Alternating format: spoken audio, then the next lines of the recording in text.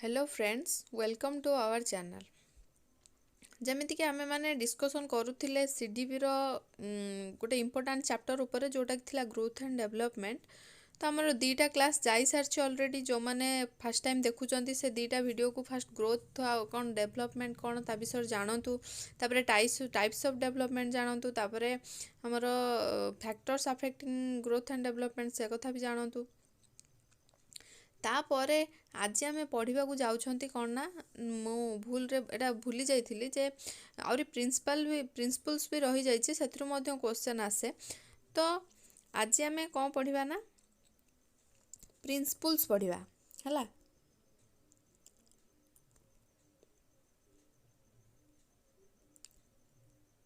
Principles of development पढ़ा।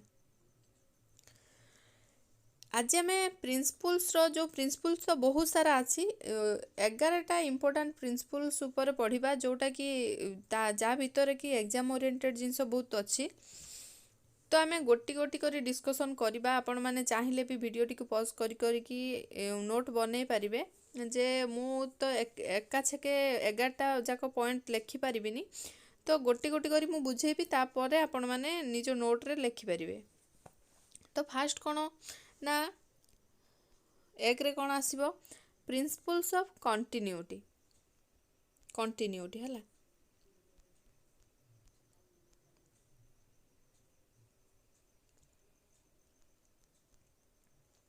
माने कौन ना डेवलपमेंटा गोटे कंटिन्यूअस प्रोसेस है। जमीती कि आपण माने कही जे एटा वोम टू टोम जाए चली थाए है। जे ग्रोथटा कौन गोटे गोटे लिमिटेड एज भितर होता है, किंतु डेवलपमेंटा कौन कंटिन्यूअसली चली थाए लाइफ लॉन्ग प्रोसेस है। तो ये जन्म रु मृत्यु पर्यंत यहाँ कौन होता है ना चली थाए। तो डेवलपमेंटा से कौन ना गोटे कंटिन्यूटी माने कंटिन्यूअस प्रोसेस रे चली थिबो। तापर सेकेंड रे आसिला principle of proceeding from general to specific. General to specific माने कौन ना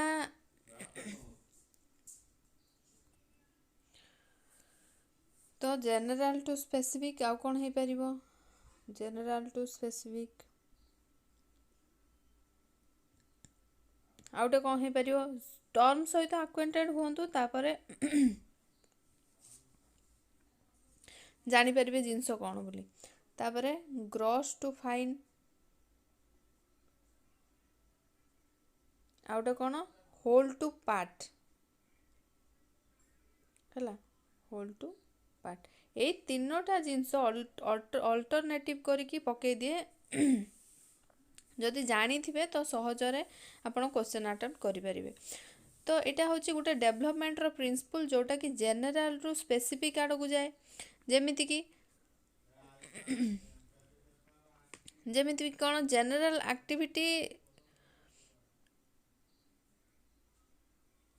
माने गोटे जिनस को जेनेराली वे करूथबो मानेकर पिलाटीर गोटे क्रिएटिविटी ये जो स्पेसिफिक एक्टिविटी भितर जीव। ग्रॉस टू फाइन कौन माने मोटर स्किलटा सबू मोटर स्किल एका सांगरे काम करूथबो, किंतु जेतेबेले आपण लेखि पारंती गोटे फाइन मोटर स्किल्स लेखिबा पढ़िबा एगुडा सब कौन गोटे स्पेसिफिक वे रे जाउची। तो यहाँ गोटे फाइन आड़क जीव। सेमती होल टू पार्ट सेमती बहुत सारा जिनस जानते गोटे पार्ट उपर मास्टरी करवा से गोटे जिनस। तो बुझिपारे जनरल टू स्पेसिफिक हो कि होल टू पार्ट हो कि ग्रॉस टू फाइन हो जिनसटी कौन। तापर 3 नंबर रे कौन ना प्रिंसिपल ऑफ प्रेडिक्टेबिलिटी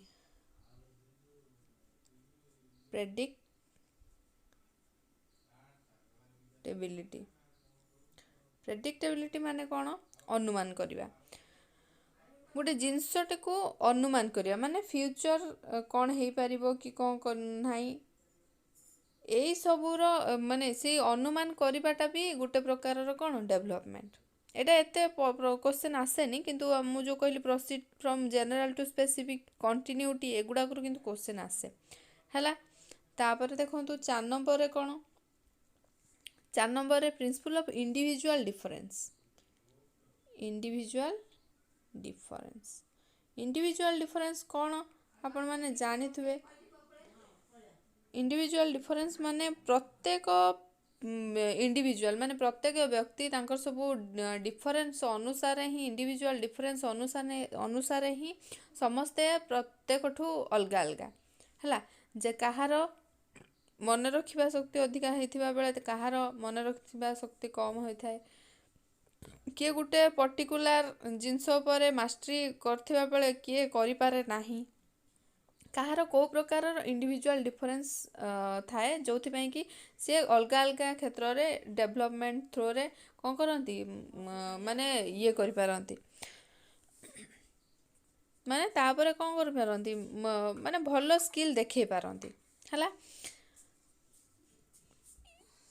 तापर देखो इंडिविजुअल डिफरेंस कथा भी आमे पढ़िबा अलग अलग चैप्टर गोटे इंडिविजुअल डिफरेंस भी अच्छी पार्ट जो थी कि आमे आहुरी भल से जानी परिबा। तापर कौन 5 नंबर रे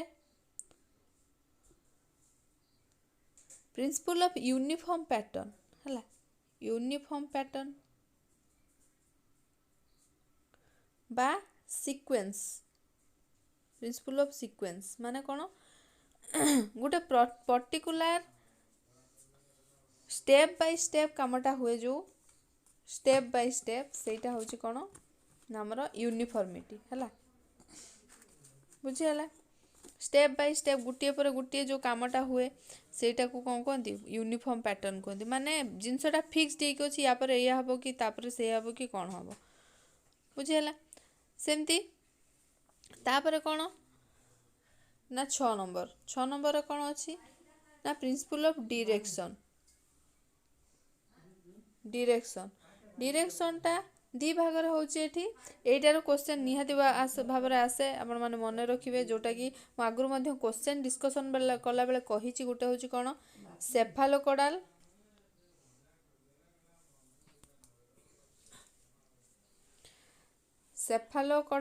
आ गोटे कोन प्रोक्सिमोडेस्टाल हला।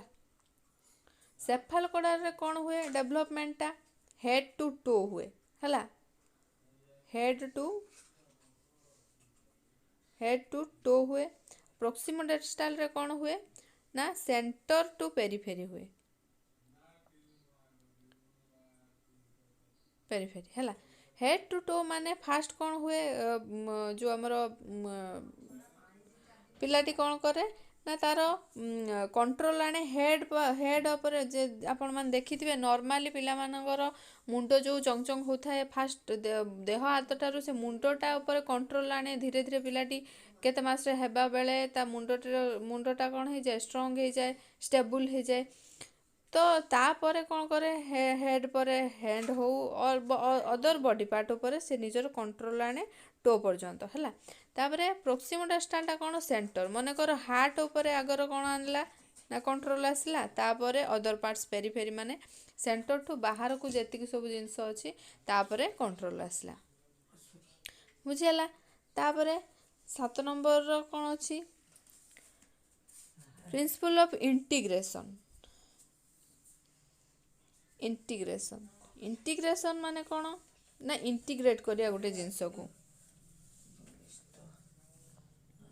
इंटीग्रेशन कौन ना मन कर एट ए टाइम मु कहूची लेखुची आउ कौन पढ़ुची ए तीनटा जिनस गुटिए भितर होउची तापरे होउची कौन सेटा इंटीग्रेट हेकी ए तीनटा जिनस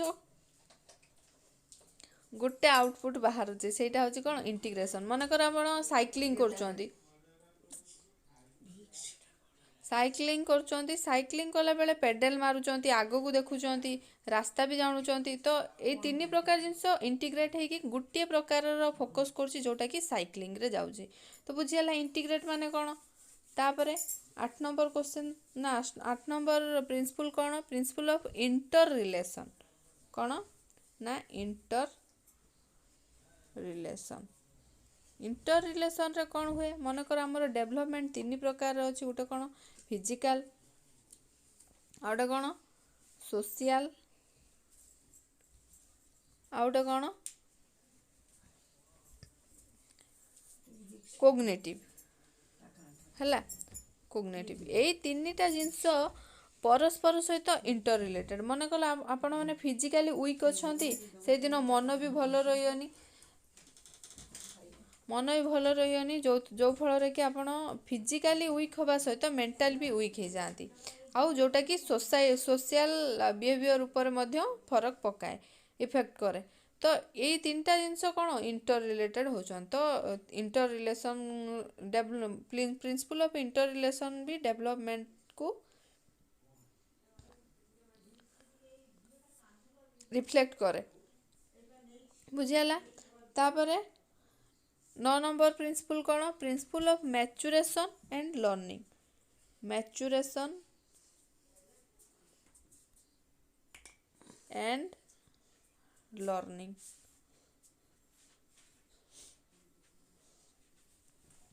ମ୍ୟାଚୁରେସନ୍ ଆଉ ଲର୍ଣ୍ଣିଂଟା, ଏ ଯେଉଁ ମ୍ୟାଚୁରେସନ୍ଟା ଟୋଟାଲି କାହା ଉପରେ ଡିପେଣ୍ଡ କରେ, ହେରିଡ଼ିଟି ଉପରେ।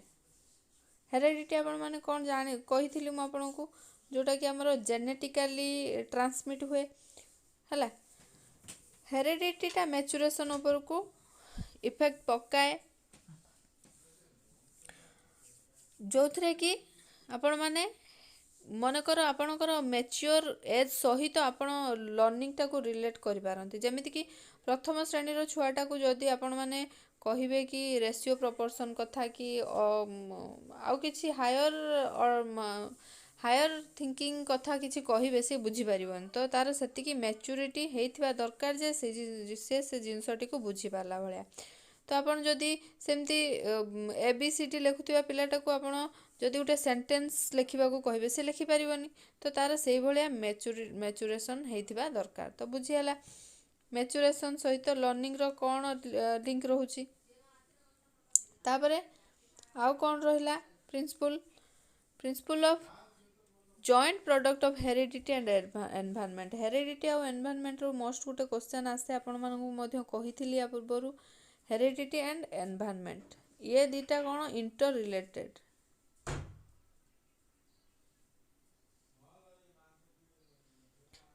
ହେରିଡ଼ିଟି ଆଣ୍ଡ ଏନଭାରନମେଣ୍ଟଟା କ'ଣ ନା ଇଣ୍ଟର ରିଲେଟେଡ୍। ୱିଦାଉଟ୍ ହେରିଡ଼ିଟି ଏନଭାରନମେଣ୍ଟ କେବଳ ଗୋଟେ ଡେଭଲପମେଣ୍ଟ ପାଇଁ ଦାୟୀ ହେଇପାରିବନି, କି କେବଳ ଏନଭାରନମେଣ୍ଟ ବିନା ହେରିଡ଼ିଟିରେ ଡେଭଲପମେଣ୍ଟର ହେଲ୍ପ କରିପାରିବ ନାହିଁ। ତ କ'ଣ ତ ଆମର ପ୍ରିନ୍ସିପଲ୍ ଜଏଣ୍ଟ ପ୍ରଡକ୍ଟ, ଯେଉଁଟାକି ମୁଁ କହିଥିଲି ହେରିଡ଼ିଟି ଆଉ ଏନଭାରନମେଣ୍ଟ ଗୁଣି ହେଇକି କ'ଣ ହେଇଯାଏ, ଡେଭଲପମେଣ୍ଟ ହେଇଯାଏ, ବୁଝିହେଲା। ତାପରେ ଲାଷ୍ଟ ପ୍ରିନ୍ସିପଲ୍ କ'ଣ ରହିବ, principle of spiral or versus linear. Spiral versus linear. ଡେଭଲପମେଣ୍ଟଟା ଆମର ସ୍ପାଇରାଲ ନା ଲିନିୟର। ଡେଭଲପମେଣ୍ଟଟା ଅଲୱେଜ ମନେ ରଖିବେ କ'ଣ ନା ସ୍ପାଇରାଲ ହେଲା। ସ୍ପାଇରାଲ ଡେଭଲପମେଣ୍ଟ ହେଉଛି ରେଷ୍ଟ ନେଉଛି, ଡେଭଲପମେଣ୍ଟଟା ଆଉ ରିଭର୍ସ ହେଇଯାଉନି। ମାନେ ଡେଭଲପମେଣ୍ଟ ଯେତିକି କରୁଛନ୍ତି ସେତିକି ଅଣ୍ଡର ଡେଭଲପମେଣ୍ଟ ହେବେନି, ରେଷ୍ଟ ନେବ। ମାନେ ସେଇ ଡେଭଲପମେଣ୍ଟଟା କାମ କରିବ, ଆଚିଭମେଣ୍ଟ ଯେତିକି ଆଚିଭମେଣ୍ଟ କରିଥିବେ ସେତିକି କାମ କରିବ, ଫେର ଆଉ ଚିନ୍ତା କରିବୁ କି ଅଲଗା ଆଚିଭମେଣ୍ଟ କଥା, ତାପରେ ପୁଣି କାମ କରିବ। ତ ଡେଭଲପମେଣ୍ଟଟା କ'ଣ ଗୋଟେ ସ୍ପାଇରାଲ ପ୍ରୋସେସ୍, ବୁଝିହେଲା। ଏଇ ଯେଉଁ 11ଟି ପ୍ରିନ୍ସିପଲ୍ ମୁଁ କହିଲି,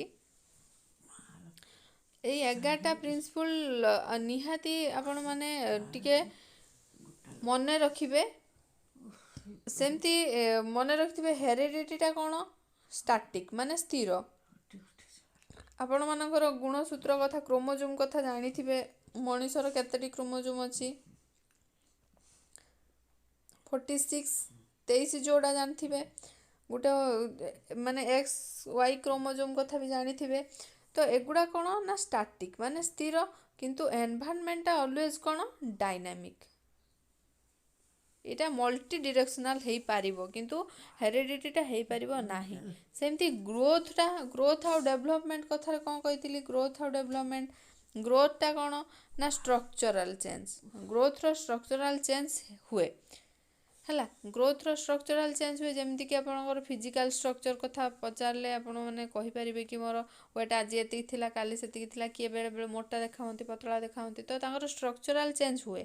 କିନ୍ତୁ ଡେଭଲପମେଣ୍ଟରେ କ'ଣ ହୁଏ, ଷ୍ଟ୍ରକ୍ଚରାଲ ଚେଞ୍ଜ ବି ହୁଏ ଆଉ ଫଙ୍କସନାଲ ଚେଞ୍ଜ ବି ହୁଏ। ଏଇ ଷ୍ଟ୍ରକ୍ଚରଟା ଯେମିତି ମୁଁ କହିଥିଲି ଫାର୍ଷ୍ଟ କ୍ଲାସ୍ରୁ କ୍ୱାଣ୍ଟିଟେଟିଭ୍, କିନ୍ତୁ ଆମର ଡେଭଲପମେଣ୍ଟଟା ଷ୍ଟ୍ରକ୍ଚର ଆଉ ଫଙ୍କସନ୍ ମିଶିକି ଯେହେତୁ ହେଉଛି, ଏଇଟା କ'ଣ ବୋଥ୍ କ୍ୱାଣ୍ଟିଟି ଆଉ କ୍ୱାଲିଟି। ହେଲା, ଏତିକି ଜିନିଷ ମନେ ରଖିବେ। ଆଜି ତ ଗ୍ରୋଥ୍ ଆଣ୍ଡ ଡେଭଲପମେଣ୍ଟ ଚାପ୍ଟର ସରିଗଲା। ୟା ପରେ ମୁଁ କୋଶ୍ଚେନ୍ ଆପଣଙ୍କୁ କରେଇବି, ପ୍ରିଭିୟସ୍ ଇୟର୍ କୋଶ୍ଚେନ୍ କି ଆମର ପ୍ରାକ୍ଟିସ୍ କୋଶ୍ଚେନ୍ ସବୁ କରେଇବା। ଆଉ ଆପଣମାନେ ଜାଣିପାରିବେ ଯେ ୟା ଭିତରୁ ଯେଉଁଗୁଡ଼ାକ ମେନଲି ମୁଁ ଫୋକସ୍ କରେଇଛି, ଯେଉଁ ଜିନିଷ ଗୁଡ଼ାକ, ସେଗୁଡ଼ାକରୁ କେମିତି କୋଶ୍ଚେନ୍ ଆସୁଛି। ଯଦି ଆମ ଭିଡ଼ିଓଟି ଆପଣଙ୍କୁ ଭଲ ଲାଗୁଥାଏ ତାହେଲେ ଲାଇକ୍ ଗୋଟେ କରିବେ। ଆଉ ଯଦି ୟାଠୁ କିଛି ବେଟର୍ ହେଇପାରିବ କି କୌଣସି ଇମ୍ପ୍ରୁଭ୍ ୱେରେ ଆପଣମାନେ ବୁଝିବା ପାଇଁ ଚାହୁଁଛନ୍ତି, ତ ଆମକୁ କମେଣ୍ଟ ସେକ୍ସନରେ ଜଣାଇବେ। Thank you for watching.